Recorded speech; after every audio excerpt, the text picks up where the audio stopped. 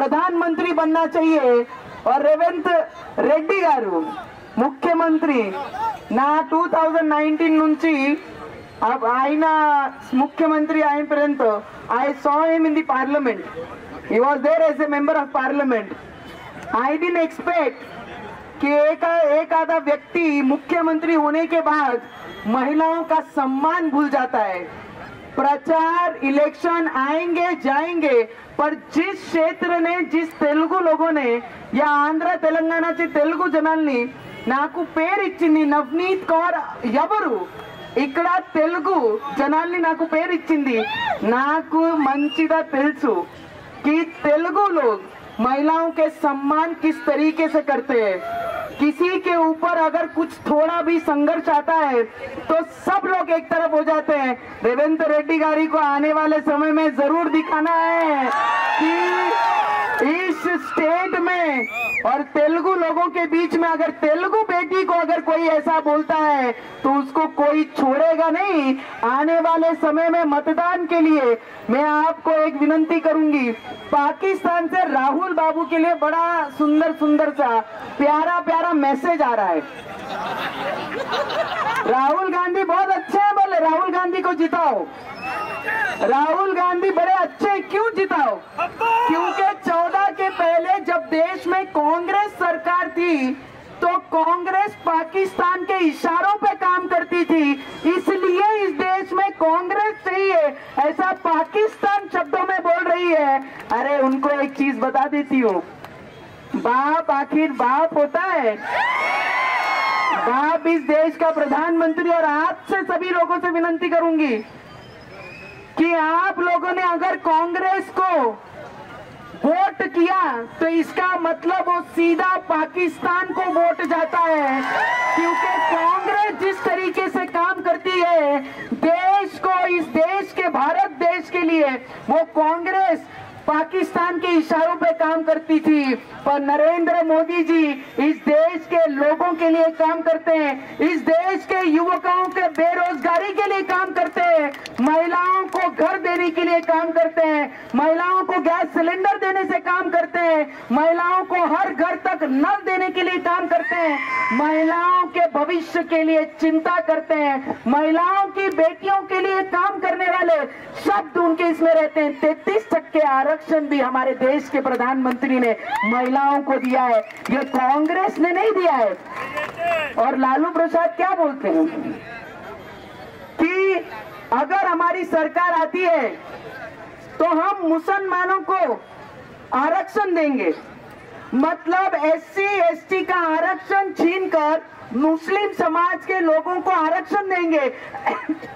ऐसा लालू प्रसाद बोलते हैं कि हमारे साथ कांग्रेस है तो कांग्रेस आने के बाद ST ST समाज का सब रिजर्वेशन हम मुस्लिम समाज को देंगे। अरे जब तक देश में नरेंद्र मोदी है और जब तक सूरज चांद है, इस देश का संविधान किसी का बाप, इस देश में जब तक संविधान है और संविधान खत्म करने की ताकत किसी के बाप में भी नहीं है। कोई अगर ऊपर से भी आ गया तो संविधान खत्म नहीं कर सकते। నేను మీ అందరికీ కోరుకుంటున్నాను कि మీరు ఓట్ ఇస్తున్నప్పుడు ఒక్క మాట గురించి ఓట్ ఇవ్వాలి। ఈ ఓటు అరుణ అక్క చెప్పండి ఆ మాత్రే, ఇది జిల్లా పరిషత్ ఎలక్షన్ కాదు, ఇది కార్పొరేషన్ ఎలక్షన్ కాదు, ఇది నగర పరిషత్ ఎలక్షన్ కాదు, ఇది విధానసభ ఎలక్షన్ కాదు, ఇది దేశంకి ఎలక్షన్ ఉంది। దేశం కోసం మతదాన్ ఓట్ చేయాలి। మీ అందరికీ కోరుకుంటున్నాను, మీరు అందరూ తయారు ఉన్నారుగా? మీరందరూ ఫైట్ కోసం తయారీగా ఉన్నారుగా? ఎవరికి గెలిచారు అబ్కి బార్? అరుణ అక్కకి ఇంత లీడ్ ఇస్తున్నారు। कितने लोग अरुणा अक्का के साथ हैं? हाथ ऊपर करके अक्का को प्रॉमिस कीजिए। आप लोग अपने सिर्फ वोट से समाधानी नहीं होना है, घर घर में जाना है, मतदान निकालना है। और महबूब नगर का अगर नाम बदलाना है तो अक्का को पूरे देश में सबसे ज्यादा अधिक मतदान देकर वोटिंग कर अक्का को जिता के लाना है। इतना ही सभी को मैं प्रार्थना करूंगी और विनती करूंगी ప్రతి ఒక్క కార్యకర్త ఎవరి ఊర్లో వాళ్ళు ఇల్లు తిరిగి నరేంద్ర మోదీ గారు మళ్ళీ ప్రధాని కావాలా ఈ దేశం కోసమని ప్రతి ఒక్క కార్యకర్త కూడా ఎక్కడ తీయకుండా, ఎందుకంటే ఈ అధికారంలో ఉన్నటువంటి పార్టీ ఓడిపోతామనే భయంతోన అనేకమైనటువంటి ఎన్నో వేషాలు వేయడానికి అవకాశం ఉంది. కాబట్టి ప్రతి కార్యకర్త మన ఓటర్ దగ్గరికి ఒక్కొక్కరు వెళ్ళి నరేంద్ర మోదీ గారిని గెలిపించే లక్ష్యంగా మనం అందరం కూడా పనిచేయాలని చెప్పి నేను కోరుతా ఉన్నా. ఈ ఎన్నికలు దేశం కోసం జరుగుతున్న ఎన్నికలు.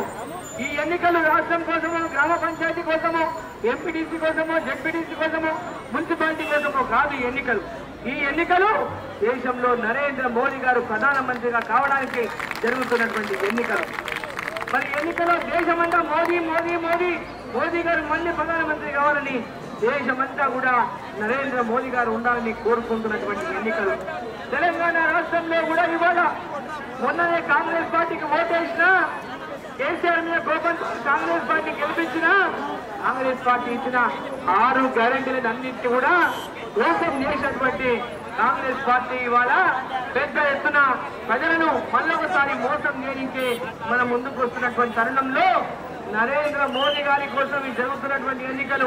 మొన్ననే మీకు ఓటేసాం, ఖబర్దార్ 6 గ్యారెంటీలు అమలు చేసినాక ఓట్లకు రావాలి.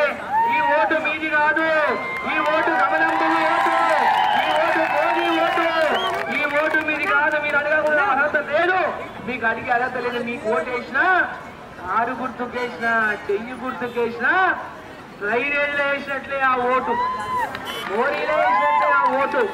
కమలం పువ్వు గుర్తుకు ఓటేస్తే లక్ష్మీదేవి గాని, సరస్వతీదేవి గాని కమలం పువ్వులో కూర్చుంటారు. ఈ దేశంలో విద్య, ఈ దేశంలో లక్ష్మి ప్రతి ఒక్కరి ఇంట్లో ఉండాలంటే కమలం పువ్వు గుర్తుకు ఓటేయాలని చెప్పి సందర్భాన్ని తెలియజేస్తా ఉన్నా. నరేంద్ర మోదీ గారి యొక్క లక్ష్యం ఈ దేశంలో ప్రతి ఒక్కరు విద్యావంతులు కావాలి, ఉచితమైనటువంటి విద్య పేదవారికి అందియాలి, ప్రతి ఒక్కరిని ఆర్థికంగా స్వతంత్రం చేయాలి, ఆర్థికంగా ప్రతి ఒక్కరిని అభివృద్ధి చేయాలి. ఆనాడే ఈ దేశం ప్రపంచ దేశాల్లో భారతదేశం అభివృద్ధి చెందిన దేశంగా 2047 కల్లా 100 ఏళ్లు మన భారతదేశం పూర్తి చేసుకునే నాటికి భారతదేశం ప్రపంచ దేశాల్లో మొట్టమొదటి అభివృద్ధి చెందిన దేశంగా ఉండడానికి వికసిత్ భారత్ సంకల్పం ఏదైతే నరేంద్ర మోదీ గారు తీసుకొని ముందుకు పోతున్నారో ఆ సంకల్పాన్ని విజయవంతం చేయడానికి మన భవిష్యత్తు, మన పిల్లల భవిష్యత్తు, పిల్లల భవిష్యత్తు బంగారు భవిష్యత్తు కావడానికి కమలం పువ్వు గుర్తుకు ఓటేసి నరేంద్ర మోదీ గారిని ప్రధానమంత్రిని చేయాలని చెప్పి మేము కోరుతా ఉన్నాం. మిమ్మల్ని అందరినీ కోరుతున్నా, ఈరోజు నరేంద్ర మోదీ గారు ఎలాంటి హామీలు ఇవ్వకుండానే మనకు అనేక పథకాలు ఇచ్చిండు. పేదవాళ్లకు ఈరోజు ఉచిత రేషన్ ఇస్తా ఉన్నాడు, ఫ్రీగా ఉచిత రేషన్ అందజేస్తా ఉన్నాడు. మనము రోడ్లు కట్టించిండు మహిళలకి ఆత్మగౌరవం కోసం. అదేవిధంగా ఉచితంగా ఉజ్వల గ్యాస్ కనెక్షన్ ఇచ్చిండు, ముద్ర లోన్లు ఇచ్చిండు మహిళలకి, సుకన్య సమృద్ధి యోజన కింద, అదేవిధంగా జీవన జ్యోతి కింద కుటుంబాలను ఆదుకుంటున్నారు. అంగన్వాడీలో పిల్లలకు భోజనం పెడుతున్నారు, తల్లులకు పిల్లలకు భోజనం పౌష్టికాహారం ఇస్తున్నారు. అదేవిధంగా మధ్యాహ్నం స్కూల్లో భోజనాలు అందిస్తున్నారు. ఊర్లో అభివృద్ధి కానీ, పట్టణాల్లో అభివృద్ధి కానీ, అభివృద్ధి జరిగినటువంటి ఎక్కడ అభివృద్ధి జరిగినా ఆ అభివృద్ధి నరేంద్ర మోదీ గారు కేంద్రం నుంచి ఇచ్చిన నిధులతోనే ఈ రాష్ట్రంలో అభివృద్ధి జరిగింది, జరుగుతుంది.